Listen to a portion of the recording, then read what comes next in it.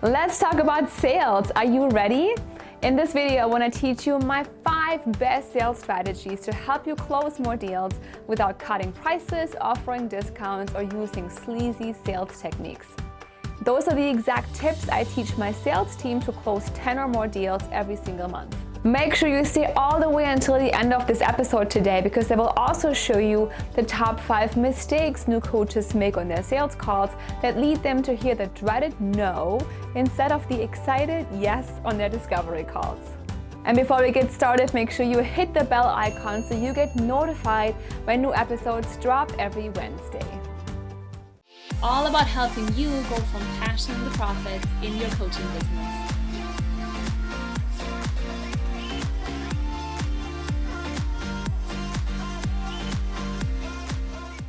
Hi there, coach, it's Carolin here, and today I want to talk to you about sales. I have been running an in-house sales team for the last couple of years, and it's taking us a lot of hard work and strategizing and training that team to get them to close between $300,000 and $400,000 or more every single month. Now, I believe that everybody can be good at sales. However, we need to know the best-in-class sales strategies and the secrets of those sales superstars to be really good at sales. And there are certain things that separate the people who are sales superstars from people who just don't enjoy sales and who will never be good at it. Today I want to give you the top 5 mistakes and the 5 top strategies I have discovered over the last couple of years that I use for my own business and I teach to my clients to help them close more clients for their coaching businesses. With these 5 strategies, you are guaranteed to close more, to love sales a whole lot more, and to make the entire sales process a lot more enjoyable and effective for you. The first tip I have for you has to do with your posture, your energy, and your confidence on your sales calls. And this is what we call Dr. Frame. Now think about having a sales conversation with a billionaire.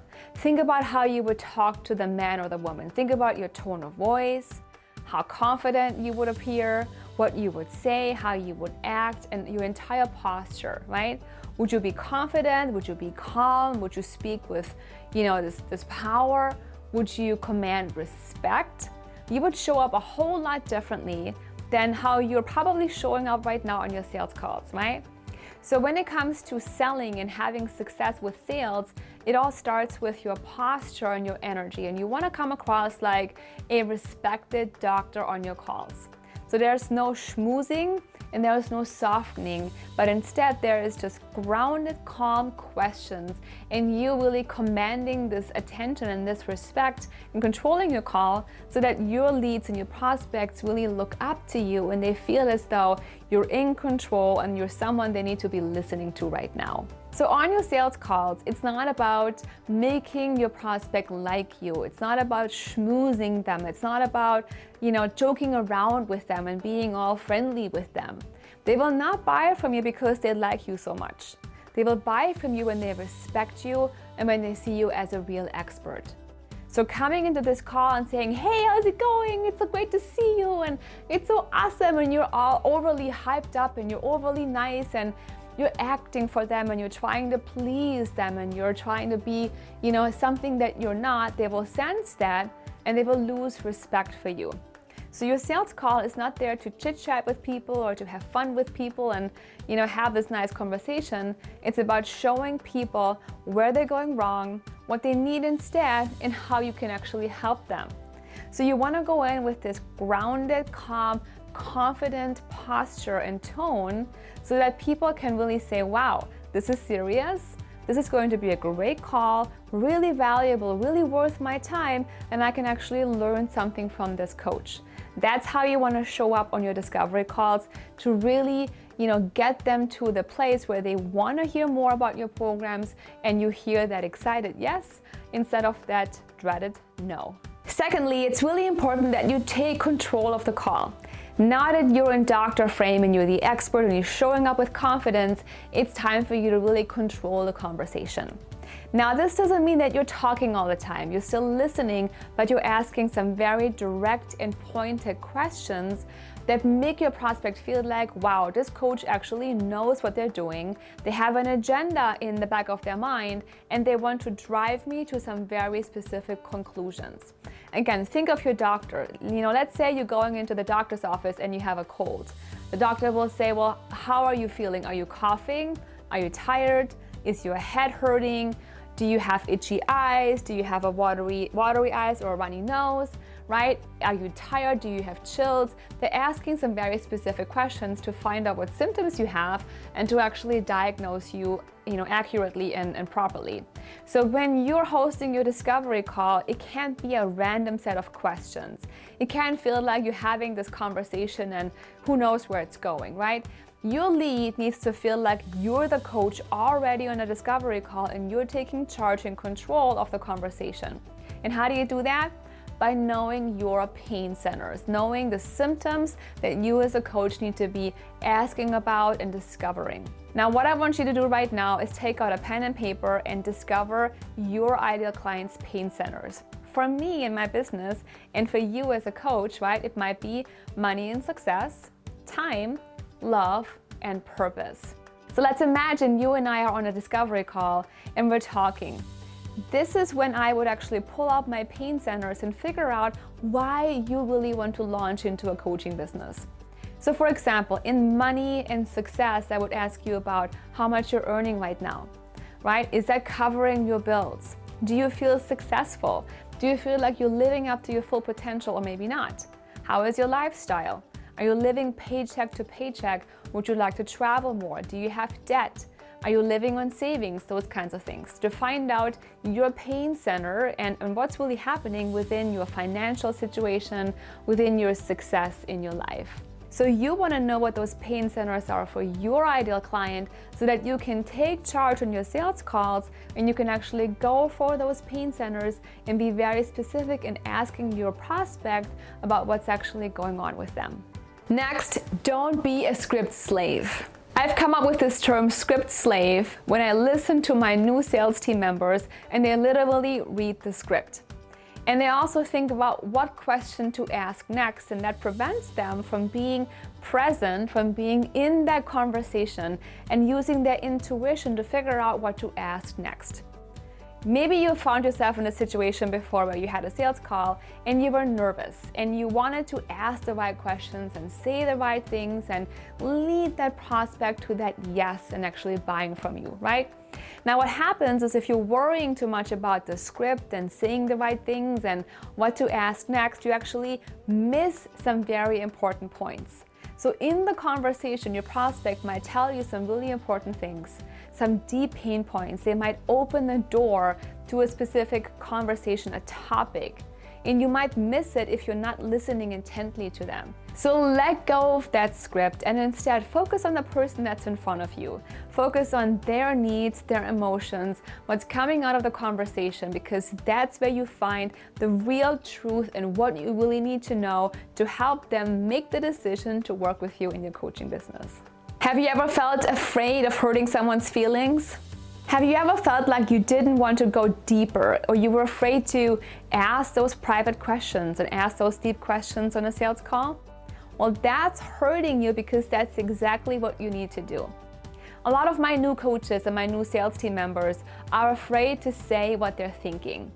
You're smart, you're intuitive, you know exactly what's going on with your prospects, right? But sometimes you don't want to hurt their feelings. You feel like by asking them these direct questions, you're making them feel bad. You're pushing them into a corner. But that's a wrong mindset. Instead, when you're asking those deep questions, you actually show them what's really happening and you show them that you're really concerned about them and you want to know how you can truly serve them and help them. So by asking, surface level questions, you will not ever be able to go deep enough to really figure out what's going on and also show your prospect the urgency and why they have to take those next steps and actually work with you to put solutions in place and feel better, perform better, have a better career, or whatever it is that you're offering in your coaching business, right? In addition to that, if you're afraid to ask those deep questions, chances are you don't actually hold them to it in the decision-making phase. So if you're weak, so to speak, in asking these questions in the beginning, chances are you're also weak in the end and you're not able to really hold them to it and hold them accountable for what they said earlier. And that's when people slip away and they tell you it's not the right time, I have to think about it, it's too much money. They give you objections and you're not able to overcome them because you're not able to ask those deep questions and stick with them and motivate them and give them strength to say yes. And lastly, do not coach. Another big mistake many new coaches make is to actually coach their prospects on their calls. You're a helper, you want to serve people, you want to heal them right on the spot, and I get it. But you're actually doing them a disservice if you coach them and serve them too much, because let's be real, how much can you really give them on a 60-minute call? All you could ever do is give them a kickstart, right? Give them a band-aid, but you can't really solve the problem for them. They need accountability. They need to work through things. They need to have the systems and whatever it is that you give them in your coaching programs. So having a 60-minute conversation will not allow them to have the ultimate breakthrough and the ultimate transformation they really deserve. So when you go through this call and you actually coach them and you say, hey, let's figure this out right now. This is what you should do, and this is how to do this, and this is what we should do over here. And you want to impress them with your coaching skills, you're actually moving them further away from you, because then what happens? They will think, well, let me try those tips. Those are pretty good tips and I want to give them a shot, and I'll talk to you next month. They will come back to you maybe in a couple of weeks or maybe never, because by giving them this high-level information, you're serving a short-term need. You're putting a band-aid on and you're telling them it's all good for now. You're softening up for them, right? And you're actually letting them go away. And that does not serve them, and it also does not serve you. So don't coach on your discovery calls. Your purpose is to go deep, find the urgency, find the pain points, then point out the solution and the steps they should be taking high level and invite them in to be working with you. As always, I would love to have a conversation with you, especially about sales. There's so much that goes into a sales conversation. Let me know in the comments below how you enjoyed this episode. Which of these mistakes have you maybe made in the past? How are you going to fix it going forward? What are your big ahas and takeaways from this sales episode? Let me know, let's have a conversation, and let's improve your sales skills and close more clients into your business. Now you ready for more? Are you ready to host those discovery calls and apply everything I taught you so far? Well, that's great, but then you also need to know how to host the entire sales conversation from start to finish. And you're in luck. Down below in the description, I have a link for you. And when you click on that link, you can download our complete sales conversation guide and the anatomy of a sales call. And in this guide, I'm going to walk you through step by step how to go through every section of a sales call, what to do in every section, the mistakes to avoid, and how to feel great on your discovery calls. Simply go there right now, click on that link, download the guide, and get ready to really love your sales. Now stay focused on your goals, go out there, love your sales, love your leads, and close more deals for your coaching business. I believe in you and I believe in your mission. Thank you so much for watching. If you liked the episode, give me a like, subscribe to our channel, and then I can't wait to see you again next week. Thanks for watching and take care. Do you want to build a successful online coaching business, but you're not sure how to get started and you're scared of wasting time and money on the wrong steps? Let me be your coach and show you the right steps to quickly launch your business, attract the perfect clients, and multiply your income. To learn more, go to coachingbusinesstraining.com.